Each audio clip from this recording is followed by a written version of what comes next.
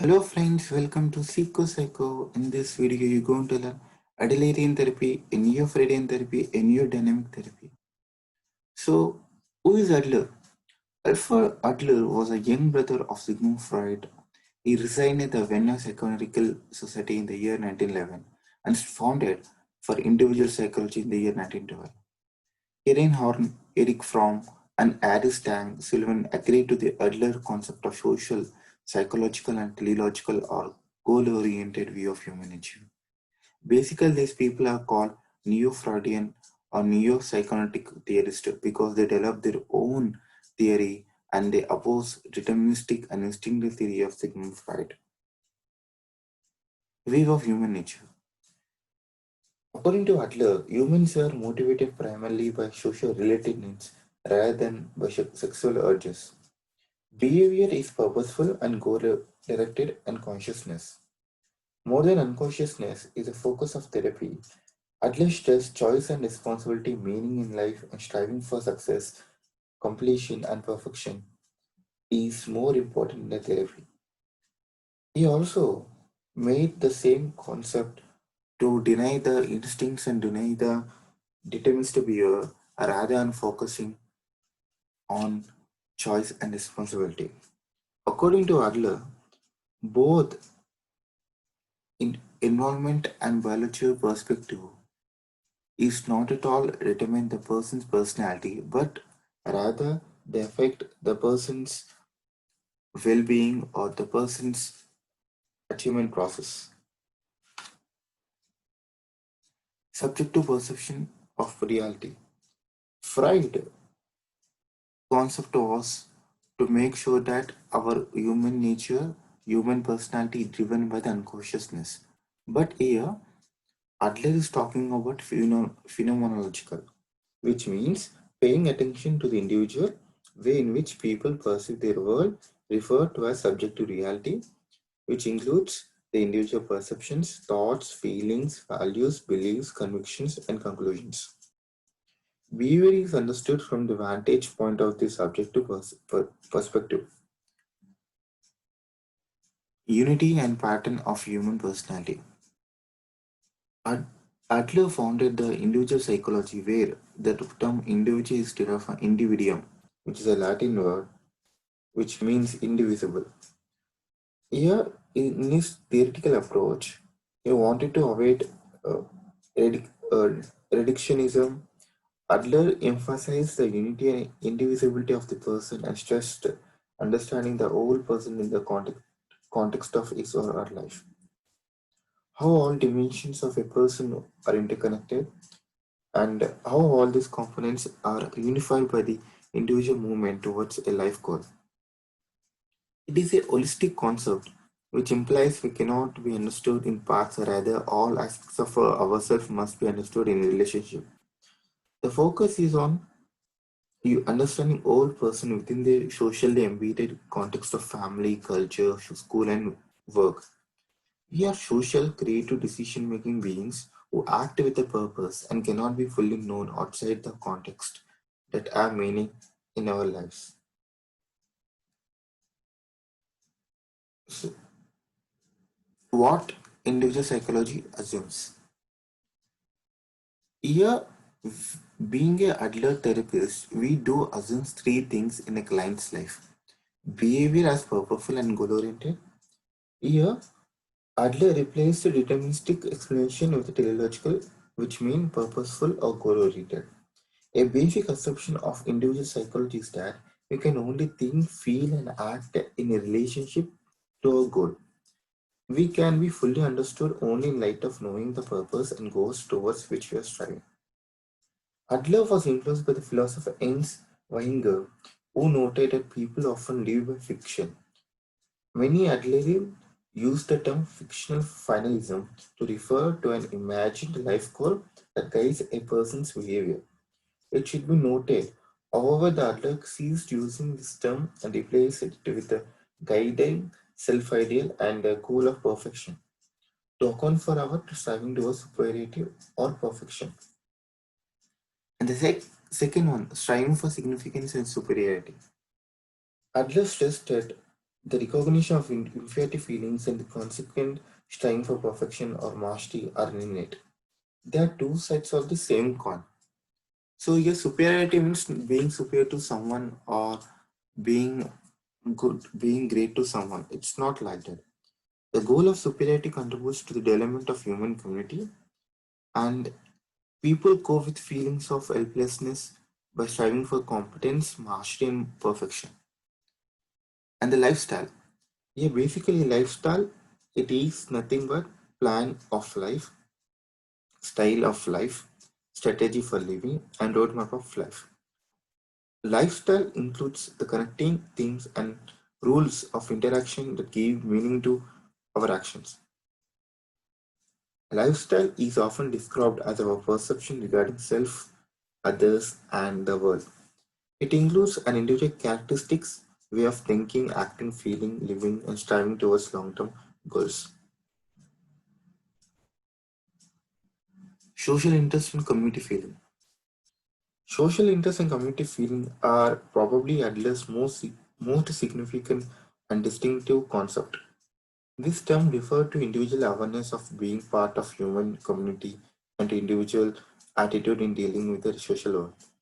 Social interest is a action line of one's community feeling, and it involves being as concerned about others as one is about oneself.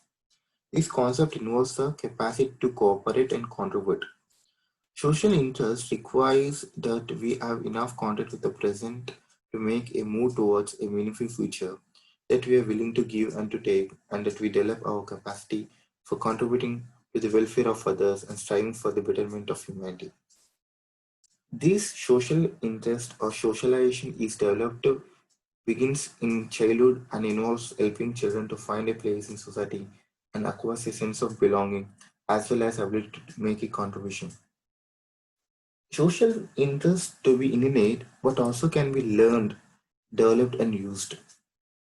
Adler equated social interest with a sense of identification and empathy with others, to see with the eyes of another, to hear with the ears of another, to feel with the art of another. Those with the social interest tend to direct the striving towards a healthy and socially useful side of life. From the Adlerian perspective, as social interest develops, feelings of inferiority and alienation diminishes. People express social interest through shared activity and mutual respect. And the community feeling, here we uh, it embodies of the feelings of being connected to all of humanity, past, present, and future, and to being involved in making the world a better place. Those who lack the community feeling become discouraged and end up on the useless side of life. We seek a place in a family and in a society to fulfill basic needs for security, acceptance, and worthiness. Many of the problems we are experiencing are related to the fear of not being accepted by the group we value. If our sense of belonging is not fulfilled, anxiety is a result.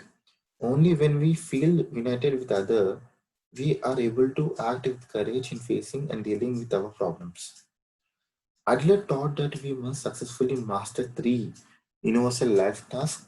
I tell them Adler success mantra. It includes building friendship, which is called social task, establishing intimacy, love marriage task, and contributing to society, occupational task. Each of these tasks requires that elemental of psychological capacity for friendship and belonging, for contribution and self-worth, and for cooperation. These basic life tasks are so fundamental to human living that impairment to any one of them is often as indicator of psychological disorder. The aim of therapy is to assist clients in modifying the lifestyle so they can more effectively navigate each of these tasks. Birth, thought, and sibling relationship. The Arlene approach is unique in giving special attention to the relationships between siblings and psychological birth position in one's family. Adler identified five psychological positions. Let's see. The first one is the older child generally receives a good deal of attention, and during the time she is the only child. She is typically somewhat spoiled as a center of attention. She tends to be dependable and hardworking and strives to keep hide. When a new brother or sister arrives on the scene, however, she finds herself ousted from her favored position. She is no longer unique or special. She may readily believe that the newcomer will rob her of the love to which she is accustomed. Most often, she realizes her position by becoming a model child, bossing younger children and exhibiting a high achievement drive. The second one is the second child of only two. From the time she is born, she shares the attention with another child. The typical second child behaves as if she were in a race and is generally under full steam at all times. It is as though this second child were in training to surpass the older brother or sister. This competitive struggle between the first two children influences the later course of their lives. The younger child develops a knack for finding out the elder child's weak spots and proceeds to win praise from both parents and teachers by achieving successes where the older siblings has failed. If one is talented in a given area, the others strive for recognition by developing other abilities. The second born is often opposite to the first born, the middle child. He often feels squeezed out. The child may become convinced of the unfairness of life and feel cheated. This person may assume as a poor me attitude and can become a problem child. However, especially in family featured by conflict, the middle child may become the switchboard and the peacemaker. The person who holds things together, if there are four children in a family, the second child will often feel like a middle child, and the third will be more easygoing, more social, and may align with the first one. The youngest child is always the baby of the family and tends to be the most pampered one. Because of being pampered or spoiled, he may develop helplessness into an art from an art form and become expert at putting others in his service. Youngest children tend to go their own way, often developing in ways no other in the family have attempted and may outshine everyone. The only child has a problem of her own. Although she shares some of the characterized oldest child features, she may not learn to share or cooperate with the other children. She will learn to deal with the adults well as they make up her original family world. Often, the only child is pampered by her parents and may become dependently tied to one or both of them. She want to have center stage all the time, and if her position is challenged, she will feel it unfair. So, why we are learning all this birth order? Because birth order and interpretation of one's position in the family have a great deal to do with how others interact in the world. Individuals acquire a certain style of relating to others in childhood and form in a different picture of themselves that they carry into their adult interactions. The therapeutic process. Here, in general therapeutic process, including forming a relationship based on mutual respect, holistic psychological investigation or lifestyle assessment, and disclosing mistaken goals and fault assumption within the person's style of living. Here we are doing modification in behavior and attitudes which will make well adjusted in the society. This is, a, this is completed by increasing the client's self-awareness and challenging and modifying these are fundamental premises, life goals, and basic concepts. The Adlerian is interested not in curing sick individual or a sick society, but in re-educating individual and in reshaping society. So for that only, here we are fostering the social interest, helping clients overcome feelings of discouragement and anxiety, modifying clients' views and goals, changing faulty motivation, encouraging the individual to recognize equality among people, make client to contribute something to society. What is the client's experience in therapy? Generally, people fail to change because they do not recognize the errors in their thinking or the purpose of their behavior, do not know what to do differently, and are fearful of leaving old patterns for new and unpredictable outcomes. Thus, even though their ways of thinking and behaving are not successful, they tend to cling to familiar pattern. Clients in Alien counseling focus their work on desired outcomes and a resilient lifestyle that can provide a new blueprint for their actions. To explore only, we are using private logic. What is private logic? Private logic is nothing but it involves our convictions and beliefs that get in the way of social interest and that do not facilitate useful, constructive belonging. Client's problem arises because the conclusion based on the private logic often do not conform to the requirements of social living. The art of therapy is helping clients to discover the purpose of behavior as symptoms and the basic mistakes associated with their personal coping. Learning how to correct faulty assumptions and conclusions is essential to therapy. Relationship between therapist and client. A good client therapist relationship to be one between equals that is based on cooperation, mutual trust, respect, confidence, collaboration, and alignment of goals. Here, onset of counseling clients should begin to formulate a plan or contract detailing what they want, how they plan to get where they are heading, what is preventing them from successfully attaining the goals, how they can change non-productive behavior into constructive behavior, and how they can make full use of their assets in achieving their purpose. Further, Tony, we are developing the therapeutic alliance, which is very egalitarian.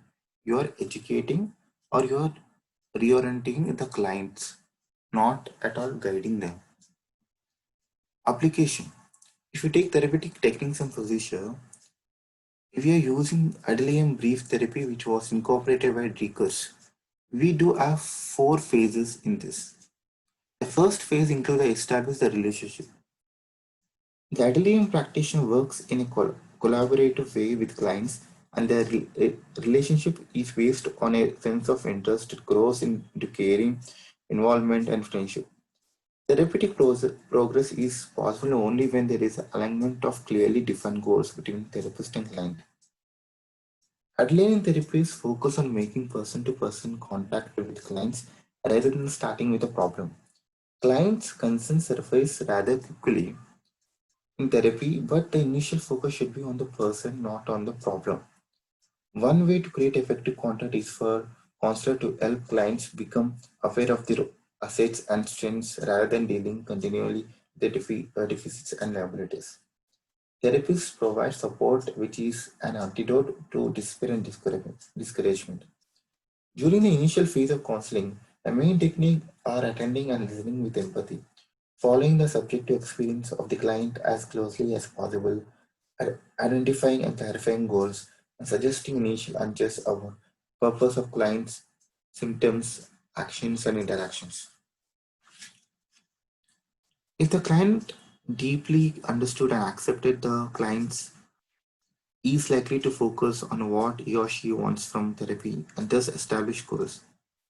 At this stage, counselor function is to provide wide-angle perspective that eventually help the client view his or her world differently.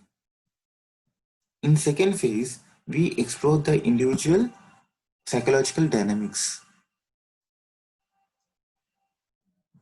In second phase, we do explore individual psychological dynamics by understanding the lifestyle of a client. The therapy assesses through subjective and objective interview, family constellation, early recollections, integration, and he integrates all these things and summarize the present client's scenario and psychological being. If you take what are the things we need to do, to take the first one, the subjective interview, which includes the subjective feelings of a client. Here, the counselor helps the client to tell his or her life story as completely as possible. This process is facilitated by generous use of empathic listening and responding. Active listening, however, is not enough. The subject interview must follow a form of from a sense of wonder, fascination, and interest. The subject interview should extract patterns in the person's life, develop hypotheses about what works for the person, and determine what happens for the various concepts in the client's life. And here, if you want to explore the subjective interview, We do ask open-ended questions.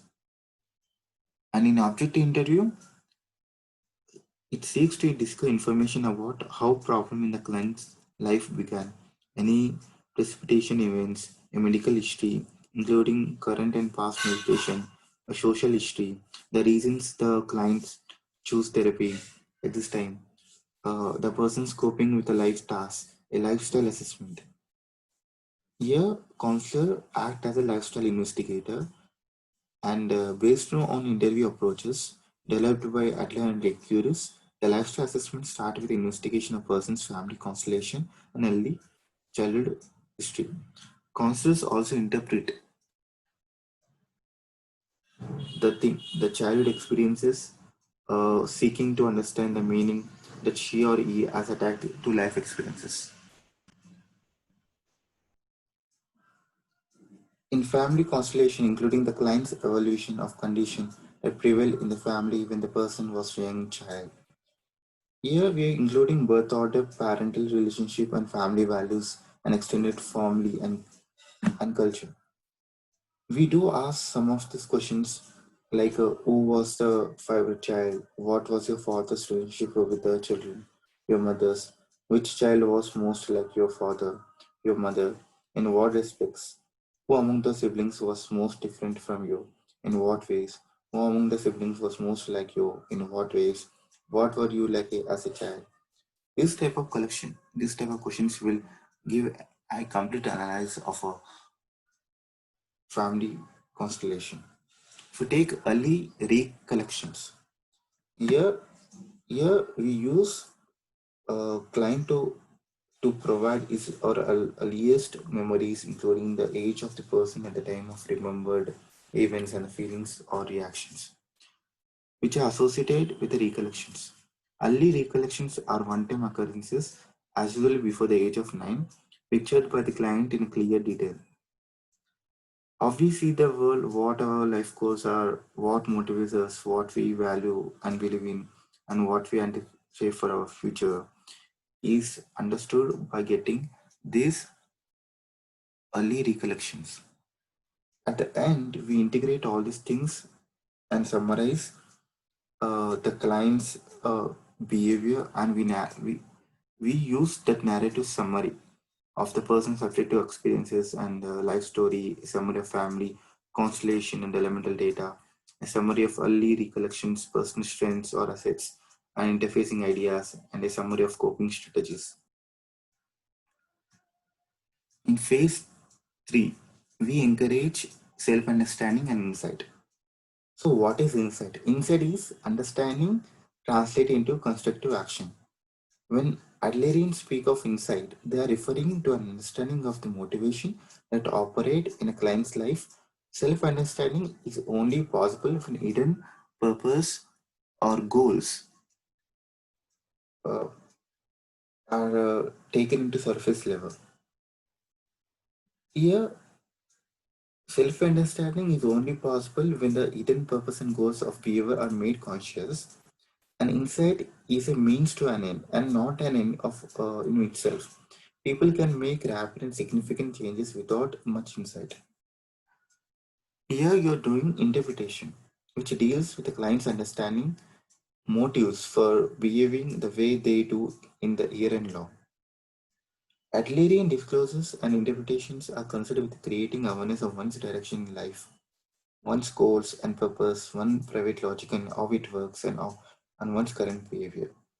For that only, we are using that open-ended questions. Like there are hunches or guesses, and they often begin with a phrase such as "I could be wrong, but I am wondering if could it be that, or is it possible that?" Because interpretations are presented in this manner, clients are not led to defend themselves, and they feel free to discuss and even argue with the counselors' hunches and impressions. During this phase, the counselor helps the client understand the limitations of the style of life the client has chosen. In the last phase, we do reorientation and re-education. Clients are both encouraged and challenged to develop the courage to take risks and make change in their life. During this phase, clients are chosen to adopt a new style of life based on the insights they gained in the earlier phase of therapy. Reorientation involves shifting rules of interaction, process, and motivation. These shifts are facilitated through changes in awareness, which often occur during the therapy session and which are transferred into action outside of the therapy. Here, the encouragement process. Encouragement is the most distinct Adlerian procedure and it is central to all phases of counseling. It is especially important as people consider change in their lives. Encouragement literally means to build courage. Courage develops when people become aware of their strengths, when they feel they belong and are not alone, and when they are sense of hope and can see new possibilities for themselves and their daily living. Encouragement entails showing faith in people, expecting them to assume responsibility for their lives and valuing them for who they are. And we need to instill a sense of faith in the clients that they can make changes in life. Consider encouragement key in promoting activating social interests. They add that encouragement is a universal therapeutic intervention for Adlerian counselors. That it is a fundamental attitude rather than a technique. Adlerian, a variety of relation, cognitive, behavioral, emotion, experiential technique to help clients identify and challenge self-defeating cognition, generate perceptional alternatives, and make use of assets, strengths, and resources. And if we change the and such the new possibilities, we which can serve to challenge the self-limiting assumptions. Here we using commitment, which is essential part of reorientation. If client hope to change, they must be willing to set tasks for themselves in everyday life and do something specific about their problems. In this way, clients translate their new insight into concrete actions. The real change happens between sessions and not in therapy itself. To take it takes courage and encouragement for clients to apply what they have learned in therapy to daily living. And you at last you're making a differences. Here the differences may be manifested by change in behavior or attitude or perception.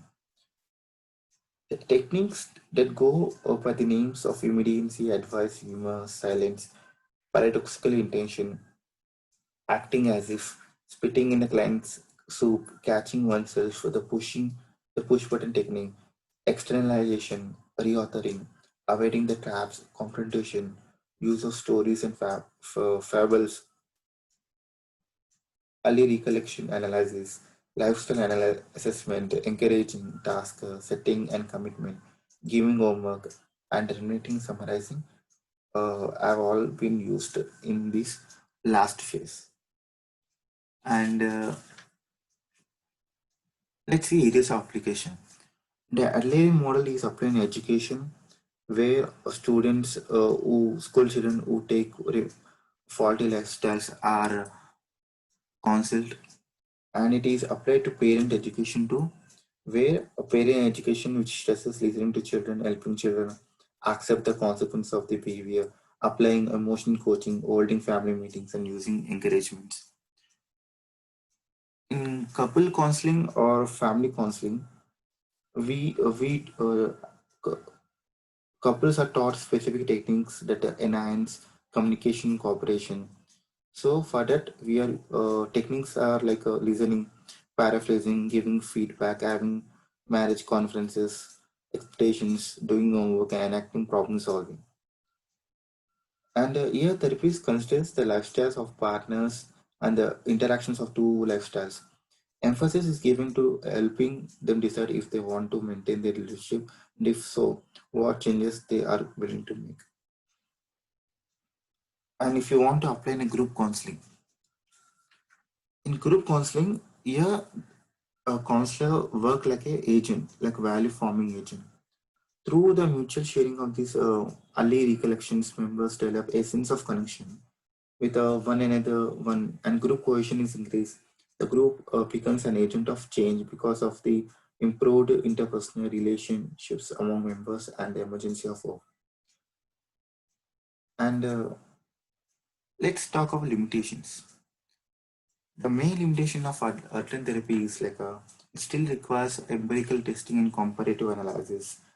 And also, he did lots of work which he couldn't project on the documents, and also research supporting the effectiveness of Adler therapy is limited, but has improved over last 25 years.